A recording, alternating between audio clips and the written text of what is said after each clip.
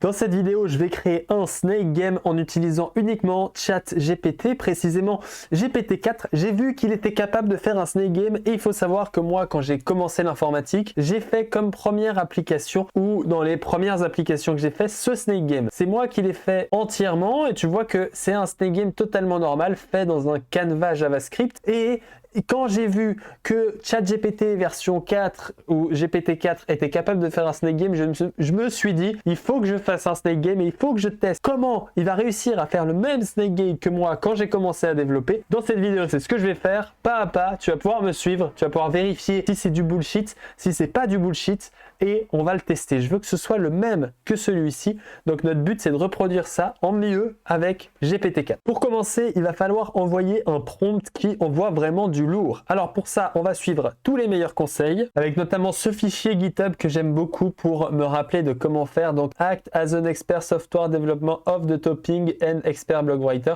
Donc en l'occurrence, c'est exactement ce que je veux.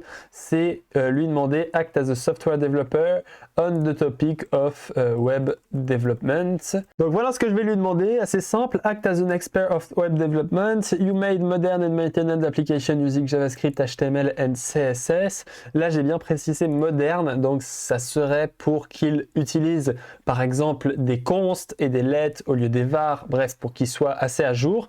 Provide a complete code to create a snake game following this rule. Donc normalement, là, il sait que je veux du HTML, CSS and JavaScript, mais je vais quand même lui préciser. Les deux règles, c'est the snake start with 3 long. Si je te montre ma démo, bah en fait, là, quand on refresh, tu vois qu'il commence avec 3. Et tu vois que quand le snake va en dehors, et bah, il recommence au début. Donc, j'aimerais bien qu'il reproduise la même chose. Ensuite, j'aimerais bien avoir un bouton. I want a button to start the game. Et j'ai envie que lorsqu'on meurt, on affiche une petite animation. Non, on va pas lui demander ça tout de suite. Voilà, I want a button, please provide a complete code. Et ici, je vais juste lui préciser HTML, CSS, JS. Voilà, j'ai l'impression que mon prompt est pas trop mauvais. En tout cas, il coche les règles principales. Je pense pas que j'ai besoin de lui ajouter plus de détails. On va envoyer ça et maintenant, on va se téléporter quand il m'aura répondu. Alors je suis désolé, je suis un peu ombré, mais il a fini de générer le code. Alors tu vois qu'il a fait le premier fichier HTML, il a fait le fichier CSS et il a fait le fichier JavaScript. Et moi j'ai dû lui demander de continuer parce qu'il n'avait pas terminé. Cette fois, il a bien réussi à continuer. Qu'est-ce qu'on va faire, mesdames et messieurs? Évidemment, on va aller ici dans Stacky Blitz, évidemment, ajouter notre fichier HTML. Là, à la place du script à cet endroit et du CSS, on va juste... Quoique, on va copier-coller exactement ce qu'il nous a dit de faire. On va lui faire confiance. Je vais ajouter ceci. Là, dans index, je vais juste supprimer le code qui est pour l'instant juste ici. On va tout supprimer. Et dans les styles.css, on va tout supprimer aussi. Donc là, on a ajouté le code qu'il nous a demandé. Et finalement, je vais ajouter le JavaScript qu'il m'a proposé. Alors, le JavaScript, il est en deux parties. Il a cette première partie ici. Et il a cette deuxième partie qui est juste ici. Je vais sauvegarder, on va cacher ce menu et bah là je vais cliquer sur Start Game. Et fucking yeah, ça fonctionne évidemment. Bah voilà, fin de la vidéo. Écoutez, c'était une vidéo rapide. Non, évidemment, je ne vais pas vous laisser là. On va juste analyser le code qu'il a fait. Je vais vous expliquer qu'est-ce que j'en pense en tant que développeur, créateur, youtubeur, tweetos. Mais on voit que ça fonctionne bien. Et est-ce qu'il a suivi mes règles? Oui, il a suivi mes règles. Donc voilà, c'est pas non plus une règle incroyable, hein, mais il a bien suivi mes règles. On voit aussi que merde. Si je refresh la page tchouk ici et que je clique sur Start, ben on voit que là il fait 3 de long et on verra aussi que ça suit les règles que je lui ai demandé. Ce qui serait intéressant, ce serait de voir pour ajouter des règles supplémentaires, notamment par exemple ajoute une animation quand on meurt, etc. Je vais lui demander ça. On va vérifier déjà qu'on puisse mourir. Il n'a pas géré la mort en fait. Il n'y a pas de défaite dans le jeu. Parce que du coup de base la défaite c'est quand on sort des murs, mais là en l'occurrence on ne peut pas perdre vu qu'on peut se passer l'un au-dessus de l'autre, donc la partie n'a littéralement aucune fin, c'est assez drôle. Alors je vais lui demander de faire ça. Je lui ai demandé add an end animation when the user die, et bah, la condition pour que l'utilisateur meure, c'est si le snake dies. Alors je sais pas si celui-là j'ai peut-être mal écrit. Là ici c'est snake in dies. Donc là il va me donner le JavaScript pod. Pendant qu'il fait ça, je vais juste regarder le code qu'il m'a fourni pour vous donner mon avis totalement pas objectif. Ce qu'il nous a fait, c'est qu'il a récupéré le canevas, le contexte et le start button. Là, ce qui est cool, c'est qu'il a fait block dies. Du coup, il a défini des variables de départ. On peut voir qu'est-ce que ça fait si je change cette taille. Mais voilà, bah, ça crée des blocs beaucoup plus gros. Après, c'est dommage qu'il ne m'ait pas proposé d'ajouter une vitesse. Mais bon, snake. Ici, on a un snake.push avec, du coup, on a la fonction startGame où on vient push la coordonnée du snake par rapport à sa longueur. Donc là, on va push les 3 coordonnées. On va avoir dx block dies, donc ça c'est la taille maximum et la taille moyenne. Generate food, et là, if game interval, on clear le game interval pour éviter d'avoir plusieurs intervalles. Et dans le cas contraire, on va lancer notre intervalle. On va générer la food en faisant x, c'est mat.floor de canva.week divisé par block size. Donc ça, c'est une coordonnée aléatoire dans la taille du canevas, avec y aussi. Const par of snake. Alors ici, je sais pas qu'est-ce qu'il fait par x. Ah ok, si la nourriture qui vient d'être générée, bah en fait, elle correspond à un endroit où le snake est. Tu vois que là, je suis à un endroit, j'ai pas envie que la nourriture soit générée sur les pixels où le snake est à cet instant T. Et ben on vient régénérer la nourriture jusqu'à qu'on réussisse à faire fonctionner l'histoire. Move snake, et ben on vient avoir sa tête.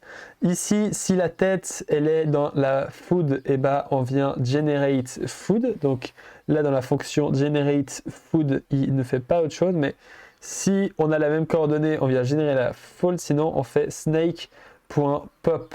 Et c'est intéressant comment il a fait. Donc en fait on vient enlever le dernier élément du tableau et on vient rajouter le premier élément, du coup la head. Donc en fait on vient calculer la nouvelle head et en fonction de cette head, et on vient générer la nourriture. C'est-à-dire c'est assez cool. En fait à chaque tour on vient regarder si on a la nourriture. Bref, wrap snake, j'arrive pas à voir quand est-ce que... En fait ici c'est le seul endroit où on vient vérifier si je suis en train de manger la nourriture. Mais generate food, il ajoute pas un élément à mon tableau. Et donc là, en fait, c'est si on vient d'arriver à la fin de la ligne, on retourne au début et on a le draw. Et là, j'arrive juste pas à trouver où est-ce que on vient grandir le snake quand on fait. Alors, c'est peut-être moi qui skise un peu parce que je cherche, mais si je cherche les occurrences de ce snake, quand j'ai fait la vidéo, j'ai pas trouvé, mais en fait, c'est ici qui se passe l'ajout d'un élément ou pas. C'est-à-dire que si la tête de notre snake est sur la nourriture, et on vient générer la food et on ne va pas pop, c'est-à-dire enlever le dernier élément, je crois. Et dans le cas contraire, on va juste pop et enlever le dernier élément, et dans tous les cas, on va en rajouter un derrière. Donc, dans le cas où c'est la food current, vu qu'on ne enlève pas le premier élément, on en ajoute juste un en plus, ce qui fait que ça va agrandir le serpent. Bref, c'est pas très grave, on va juste rajouter le code qui nous a mis with the modified code. Donc on va remplacer move nail is condition with lui-même et flash snake. Donc là on n'a qu'à trouver la condition move snake et remplacer par tout ceci et tester qu'est-ce qui va se passer. Donc maintenant normalement si je me mange la queue, on devrait avoir un... il y a eu un petit bug, mais bon, c'était pas très grave. Tchouk, on va se bouffer la queue pour voir s'il m'ajoute une animation. Oh, c'est génial! L'animation qui bip comme ça, c'est magnifique. C'est cool parce que tu codes avec un truc, mais tu sais pas ce qu'il va faire. Et là, en plus, il te dit, quand tu vas toucher, ça va flash 5 times. Et en plus, tu pourras restart le button. On va lui demander un autre truc, j'ai envie de lui demander que quand la partie se termine, en fait, on va prendre le snake et puis on va faire un petit tour comme ça pour terminer le snake, et on va voir comment il fait ça. Ça me fait beaucoup rire. Ok, il nous a passé le résultat du code que je viens de raconter, et pour ça il remplace la fonction flash snake. Donc je vais venir ici, coller ce que je viens d'écrire là et cliquer sur Start Game. Donc là maintenant, quand je vais mourir, normalement on devrait avoir une animation assez stylée, en tout cas je l'espère. Donc là il bip. Ça n'a pas marché. Donc là, malheureusement, il n'accepte pas les images. Et en plus, ChatGPT a crash. Donc je viens de refresh l'histoire et je ne peux plus lui écrire, enfin je peux lui reposer la question pour voir la deuxième réponse et on va tester la deuxième réponse. Ok, il a terminé notre bout de code, je vais tout de suite l'intégrer et en fait cette fois il m'a remplacé la fonction move snake, donc je vais supprimer tout ce que j'avais fait avant évidemment et on va remplacer la fonction move snake. Il a toujours notre contexte et on va start the game et malheureusement on a une erreur. Start the game is collection with trail is not defined. Ah ok, il m'a généré la fonction is collection with trail juste avant et je l'ai supprimé, c'est de ma faute, je m'en excuse, ChatGPT tu m'en voudras pas. On va rajouter notre petit snake. Et là, on va lui faire manger quelques trucs pour qu'il crève. Et là, il a bien réussi. C'est assez fou. C'est pas super simple de faire ça. Et en l'occurrence, c'est un truc un peu plus tricky que je lui ai demandé que juste lui demander de faire un petit bip comme il a fait juste avant. Et là, on a bien cette animation qui vient jusqu'au bout. Et c'est beau. Fill board with snail animation. On va voir juste comment il a fait. Snail, trail, board dies, layer. Alors, layer, ça vient d'où la variable layer? Donc, le layer, j'imagine que c'est la taille de l'histoire qui est verticale juste ici. Et ensuite, là, on vient push un premier élément avec i fois block dies, i layer fois block dies, board size moins 1. C'est tricky parce que justement là quand je l'ai pas fait, j'arrive pas à évidemment comprendre ce code précisément. Ce qui est intéressant, c'est par exemple d'enlever un for et de voir qu'est-ce qui va se passer parce que je comprends pas pourquoi il y a autant de for en fait. C'est ça qui me trigger un peu là. Ah ok, c'est pour chaque côté, du coup c'est assez joli ce que j'ai fait. Donc là, chaque côté va être géré comme ça, parce que du coup à chaque étape, on vient, c'est bien foutu, j'avoue, c'est bien foutu. Voilà, il faudrait examiner encore un peu plus ce code. Cette vidéo, elle dure déjà 25 minutes, en sachant que je vais devoir cutter les 20 minutes où j'ai attendu que ChatGPT me réponde. On voit que cet exemple est super concluant et que GPT-4 est méga puissant.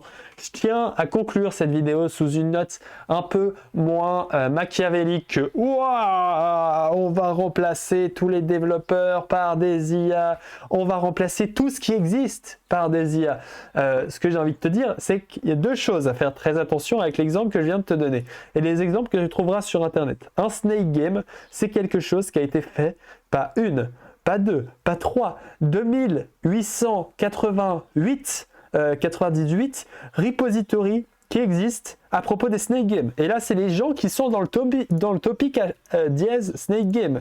Il faut savoir que là, si tu tapes snake game sur Internet et qu'on clique dans repository, c'est 89,4 000 snake games qui existent. Alors, il faut bien se rendre compte que ChatGPT est surpuissant, il est inventif, il est créatif, mais évidemment, il est 3 fois plus puissant quand tu viens lui proposer un projet qui existe déjà sur Internet.